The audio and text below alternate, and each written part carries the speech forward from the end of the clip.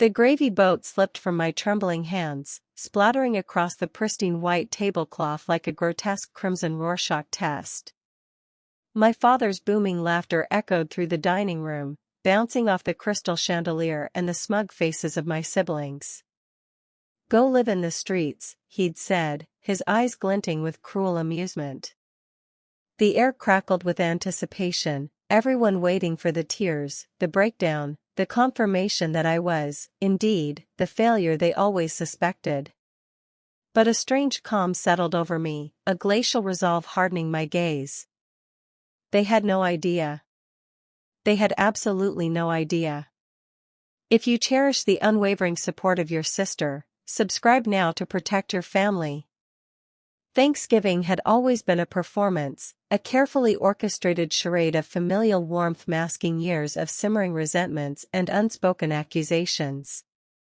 I, Anna, had always played my part, the dutiful daughter who'd strayed from the prescribed path, the black sheep who dared to chase dreams beyond the confines of their suffocating expectations.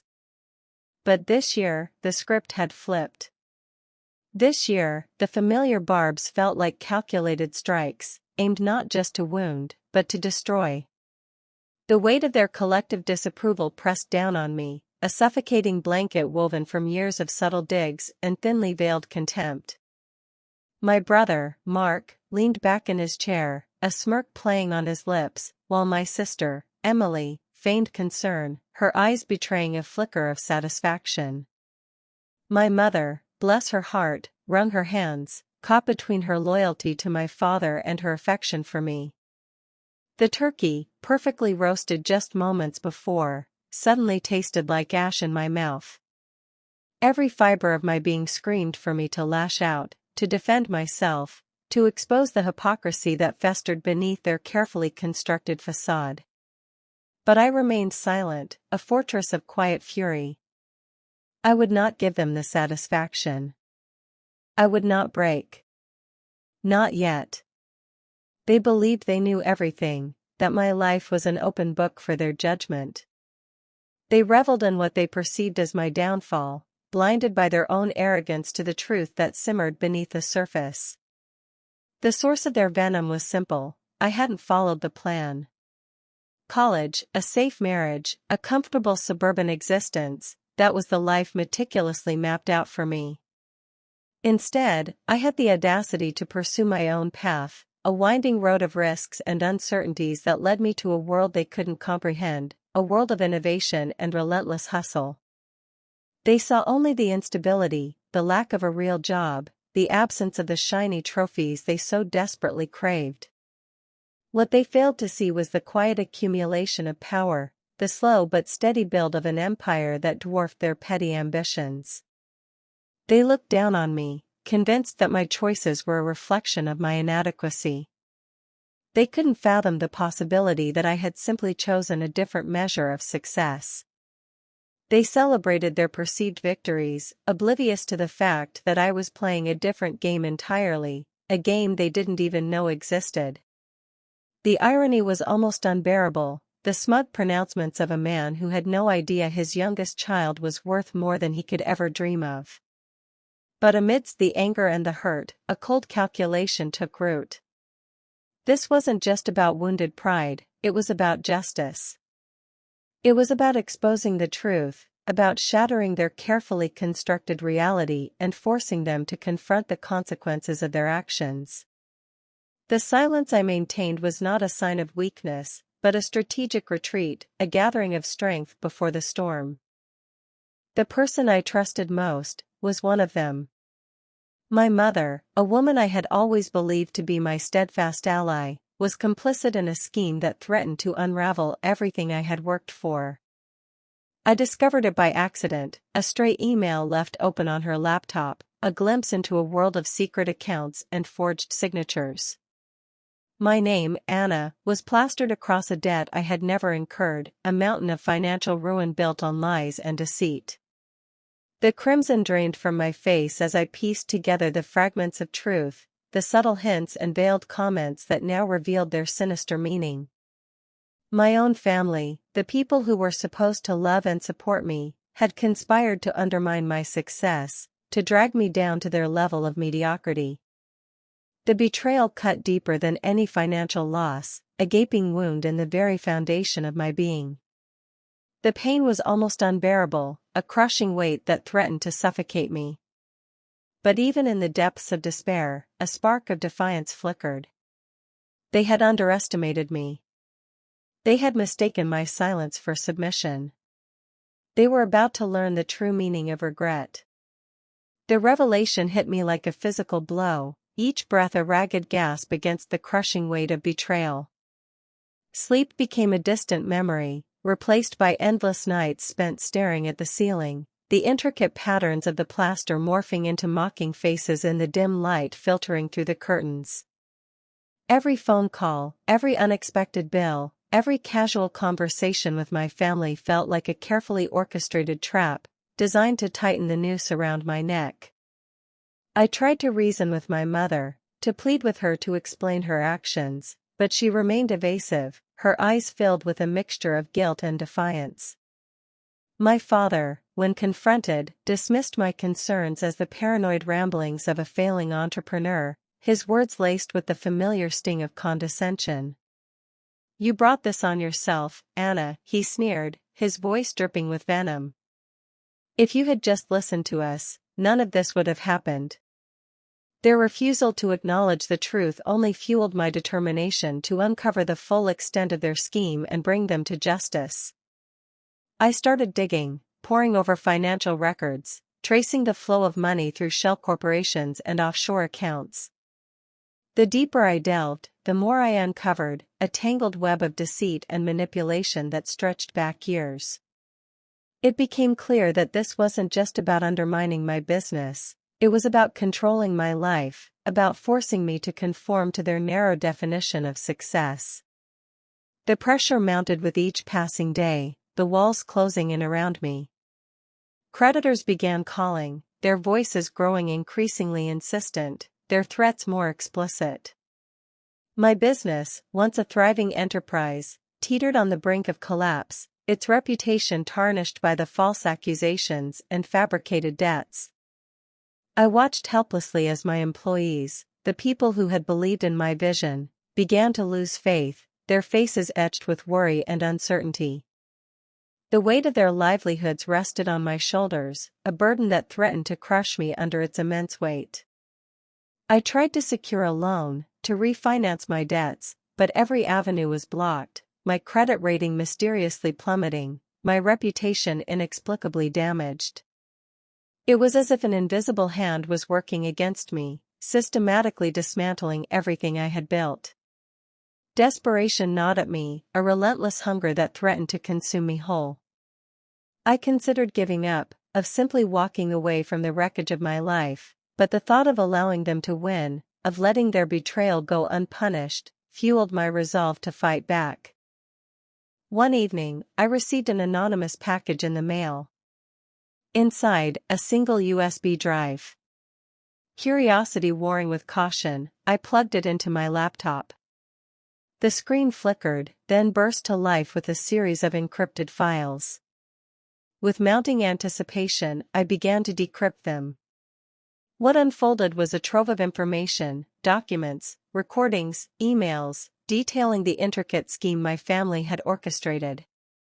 The drive contained proof, irrefutable evidence of their crimes, their betrayals, their ruthless ambition. As I listened to the recordings of my father and brother plotting my downfall, a cold fury washed over me. The casual cruelty in their voices, the utter disregard for my well-being, solidified my resolve. This was no longer just about saving my business, it was about exposing their true nature to the world, about making them pay for the pain they had inflicted. The drive also contained a disturbing revelation. My sister, Emily, was not just a passive observer in this scheme, she was an active participant, her carefully crafted facade of concern masking a deep-seated resentment and envy. The realization that my own sister had betrayed me cut like a knife, the crimson of familial connection tainted by the poison of malice. From that moment on, any lingering affection I held for them vanished, replaced by a burning desire for retribution. The game had changed. I was no longer just defending myself, I was going on the offensive. The weight of it all became unbearable. One rainy Tuesday, I found myself staring out the window of my office, the city lights blurring into an indistinguishable smear of color. My reflection stared back, a ghost of the woman I once was. Hollow eyes, pale skin, and the ever-present tremor in my hands told the story of the past few months better than any words could.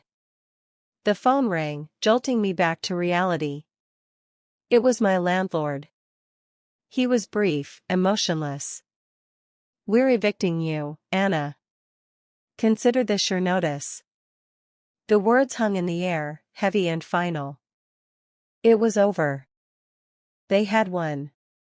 Every ounce of fight seemed to drain from my body, leaving me a hollow shell. I sank to the floor, the cold seeping through my clothes, mirroring the icy despair that had taken root in my soul. The rain outside intensified, pounding against the glass like a relentless drumbeat, a soundtrack to my ruin. I closed my eyes, willing myself to disappear, to escape the crushing weight of failure and betrayal. But even in the depths of my despair, a tiny spark refused to be extinguished.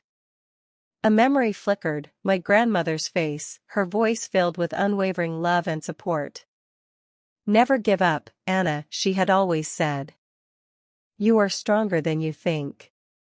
The memory was a lifeline, a fragile thread of hope in the overwhelming darkness. I had reached rock bottom. Stripped of my business, my home, and my family's support, I was alone, adrift in a sea of uncertainty. The future stretched before me, a bleak and unforgiving landscape.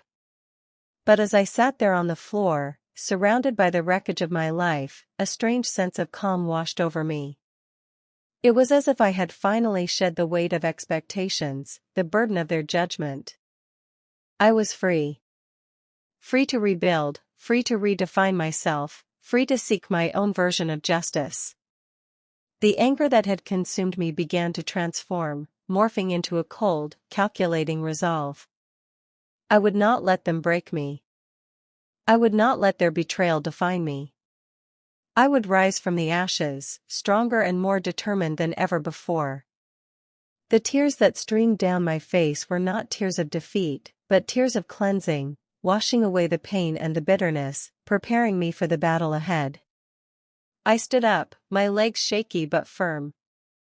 The rain outside had stopped, and a sliver of moonlight peeked through the clouds, illuminating the path forward. It was time to start planning. My first act was to disappear. I liquidated my remaining assets, transferring the funds to a secure offshore account. I changed my name, adopting a new identity, a blank slate upon which to write my own story. I cut off all contact with my family, severing the ties that had bound me to their toxic world. It was a painful but necessary step, a surgical removal of the cancer that had threatened to consume me. I spent weeks researching, studying their vulnerabilities, their weaknesses, their hidden secrets. I became a ghost, a shadow, moving undetected through their lives, gathering information, plotting my revenge. I learned their routines, their habits, their deepest fears. I discovered that my father's business was built on a foundation of lies and corruption, that my brother was embroiled in a scandalous affair that threatened to destroy his marriage, and that my sister was secretly addicted to substances, her carefully constructed facade of perfection crumbling under the weight of her own self-loathing. Each revelation fueled my determination, sharpening my focus, solidifying my resolve. They thought they had silenced me, that they had banished me from their world. But they were wrong.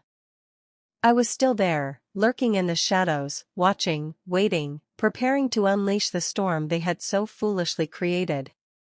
The hunter had become the hunted. And the game was about to begin. I began documenting everything. Every meeting, every phone call, every interaction with my family became a piece of evidence. I invested in surveillance equipment, miniature cameras disguised as everyday objects, audio recorders hidden in plain sight. I transformed my new apartment into a war room, a digital fortress where I meticulously analyzed the information I gathered.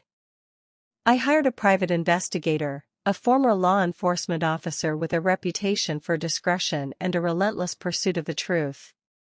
He was expensive, but he was worth every penny. He had access to databases and resources that were unavailable to me, and he quickly uncovered a treasure trove of incriminating evidence. My brother's affair, I discovered, was not just a casual fling.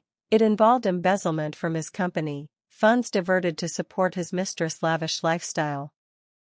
My sister's struggles with substances had spiraled out of control, leading to reckless behavior and financial desperation. And my father's business empire, the foundation of their wealth and status, was built on a mountain of illegal activities, tax evasion, money laundering, and fraudulent investments. The more I learned, the more disgusted I became. These were not just minor transgressions, they were calculated acts of greed and deception, designed to enrich themselves at the expense of others. And they had been willing to sacrifice me, their own flesh and crimson, to protect their secrets.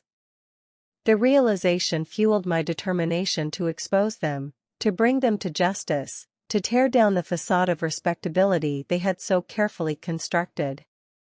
But I knew that I had to be patient, that I had to wait for the perfect moment to strike. I couldn't afford to make any mistakes, to reveal my hand too soon. They were powerful, well-connected, and ruthless. They would stop at nothing to protect themselves.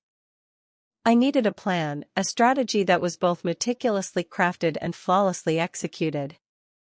I spent weeks poring over legal documents, consulting with attorneys, and studying forensic accounting techniques. I learned how to trace the flow of money through complex financial transactions, how to identify inconsistencies and irregularities in their accounting records, and how to present the evidence in a way that would be irrefutable in a court of law. One afternoon, while reviewing the surveillance footage, I noticed something that sent a chill down my spine.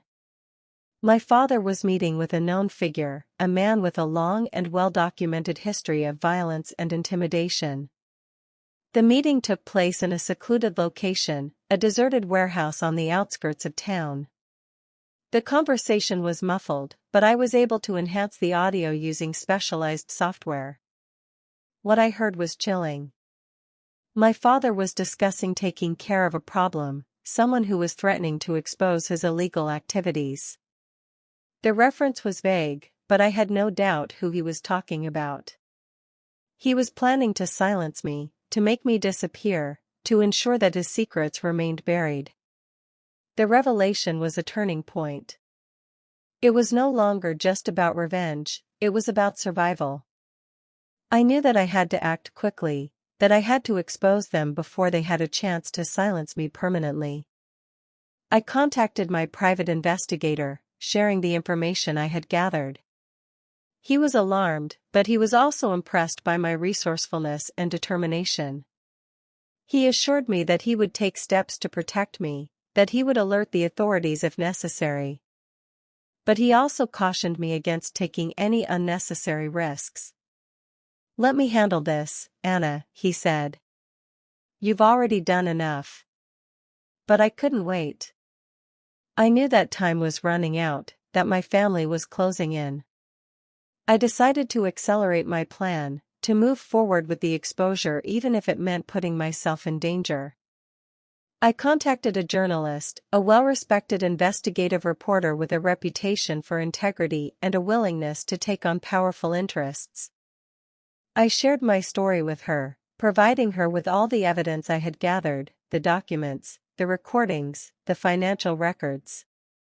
She was skeptical at first, but as she reviewed the evidence, her skepticism turned to outrage. She agreed to help me, to expose my family's crimes to the world.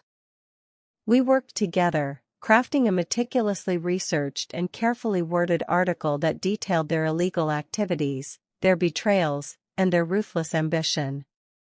We planned the release of the article to coincide with a major industry event, a conference where my father was scheduled to deliver a keynote speech. It was the perfect opportunity to expose him, to shatter his reputation, to bring his empire crashing down around him. I knew that it was a risky move, that it could have serious consequences.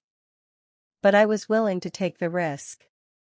It was time for them to pay the price for their actions. I smiled. I played their game. But I was recording everything. The conference arrived like a storm front, dark clouds gathering on the horizon. I watched from the shadows as my father, oblivious to the impending doom, preened and postured, basking in the admiration of his peers. His tailored suit, his confident smile, his practiced charm, it was all a facade, a carefully constructed illusion designed to conceal the rot that lay beneath. My brother, ever the dutiful son, stood by his side, radiating an aura of smug superiority. My sister, her face pale and drawn, clung to his arm, her eyes darting nervously around the room. They were all there, gathered together in one place, ripe for the picking. Their biggest weakness? Their arrogance. They genuinely believed they were untouchable, that their wealth and power shielded them from any consequences. They underestimated me. They thought I was broken, defeated, a ghost of my former self. But I was about to show them just how wrong they were. The journalist confirmed everything was set. The article was locked and loaded, ready to detonate at precisely the right moment. It was a masterpiece of investigative reporting, a meticulous takedown of their entire empire.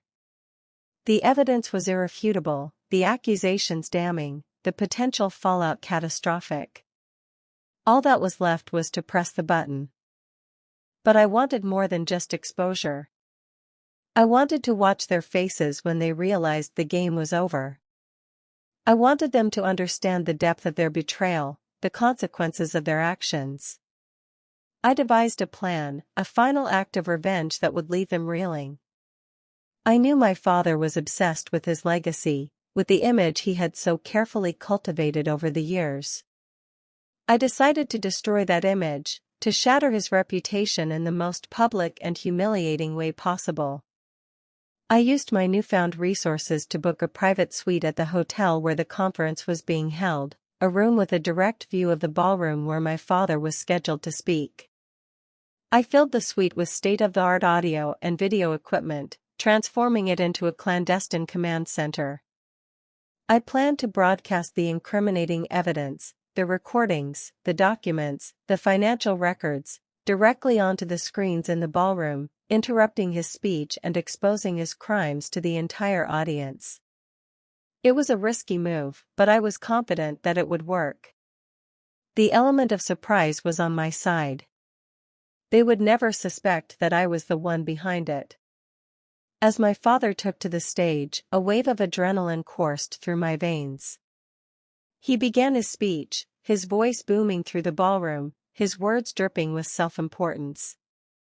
I watched him on the monitor, my finger hovering over the button that would unleash the storm. I waited for the perfect moment, a lull in his speech, a moment of peak arrogance.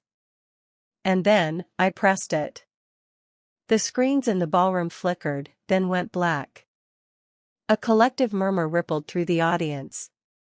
My father paused, a look of confusion on his face. And then, the evidence began to play. The recordings of him plotting my downfall, the documents detailing his illegal activities, the financial records exposing his fraudulent investments, it was all there, laid bare for everyone to see.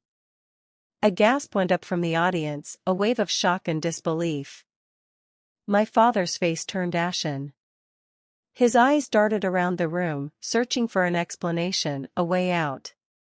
My brother and sister looked on in horror, their carefully constructed facades crumbling before their eyes. The room erupted in chaos. People began shouting, pointing, whispering. My father tried to regain control, to deny the evidence, but it was too late. The truth was out. The illusion was shattered. His reputation was ruined. But the broadcast was just the beginning. As the chaos unfolded in the ballroom, I executed the final phase of my plan. I had previously leaked information regarding my father's illegal activity to the relevant authorities. And as the broadcast ended, federal agents stormed into the hotel. Their target? My father. I watched from my suite as they led him away in handcuffs, his face a mask of fury and humiliation. My brother and sister followed behind, their expressions a mix of shock and despair. Their world was collapsing around them. Their carefully constructed lives were about to be torn apart. Justice was finally being served. But as I savored the moment, a chilling realization washed over me. Something wasn't right. The arrests, they were happening too easily. Too cleanly. It was as if someone had orchestrated the entire event, ensuring that my family took the fall while remaining hidden in the shadows. A knot formed in my stomach. Had I been played? Was I just a pawn in a much larger game? The private investigator's words echoed in my mind, "Let me handle this, Anna. You've already done enough." Had he been working for someone else all along? A sudden tremor ran through the building. Sirens wailed in the distance. And then, darkness. The power went out, plunging the entire hotel into chaos. I scrambled for my phone, my heart pounding in my chest. As the emergency lights flickered to life, I saw a figure standing in the doorway of my suite. A figure I recognized. My sister, Emily. But there was something different about her, a coldness in her eyes, a sinister smile on her lips. "Hello, Anna," she said, her voice dripping with venom. "Did you really think you could win?" "Hello, Anna," she said, her voice dripping with venom. "Did you really think you could win?" The emergency lights cast grotesque shadows on her face, highlighting the manic gleam in her eyes. This wasn't just my sister anymore, this was something else, something twisted and unrecognizable. "You always were the smart one, Anna," she continued, stepping into the suite. "But you lacked vision. You thought you were playing chess, but this is a completely different game." Behind her, two figures emerged from the darkness, their faces obscured by masks. They moved with a silent efficiency that spoke of professional training. My blood ran cold. This was far bigger than I had ever imagined. "What's going on, Emily? What is this?" I managed to stammer, my voice trembling despite my best efforts. She laughed, a high-pitched, almost hysterical sound. "Daddy always had contingencies, Anna. You exposed him, yes. A temporary setback. But you also exposed yourself. You revealed your hand. And now, we collect." One of the masked figures moved towards me, a syringe glinting in his hand. My mind raced. I had to act, and fast. Adrenaline surged through my body, momentarily overriding the fear. I lunged for the nearest object, a heavy glass vase, and hurled it at Emily. It shattered against the wall behind her, showering her with shards of glass. It bought me a precious few seconds. I scrambled behind an overturned table, creating a temporary barrier between myself and the masked figures. I pulled out my phone, my fingers fumbling with the touch screen. I needed to call for help, but who could I trust? The police? They could be involved. My private investigator? Had he betrayed me? There was only one person I could rely on, myself. I quickly accessed the hotel's security system through a backdoor I had discovered during my initial reconnaissance. I located the emergency lockdown protocol and initiated it. Suddenly, the hotel doors slammed shut. The elevators froze. The entire building was sealed. Emily shrieked, "You idiot! What have you done?" Buying time, I replied, my voice shaking slightly. Just enough time. I knew the lockdown wouldn't last forever, but it would create chaos, sowing confusion and delaying their plans. I had to use that time to escape, to find a way out of this nightmare. I made my way through a maintenance door. I entered the maze of corridors. I was a ghost. The masked figures were hunting me, their footsteps echoing in the empty hallways. I managed to evade them, using my knowledge of the hotel's layout to my advantage. I climbed through ventilation shafts, crawled through service tunnels, and scaled fire escapes. Eventually, I found myself on the roof, the cold night air stinging my lungs. Below, the city stretched out before me, a tapestry of lights and shadows. I was trapped, but I was not defeated. I knew that I had to expose Emily's involvement, to reveal the true extent of my family's corruption. As dawn began to break, painting the sky with hues of orange and purple, I uploaded the final piece of evidence, the recording of Emily's confession, to a secure server, ensuring that it would be released to the world if anything happened to me. Later, my sister's arrest was swift, her carefully constructed life shattering around her.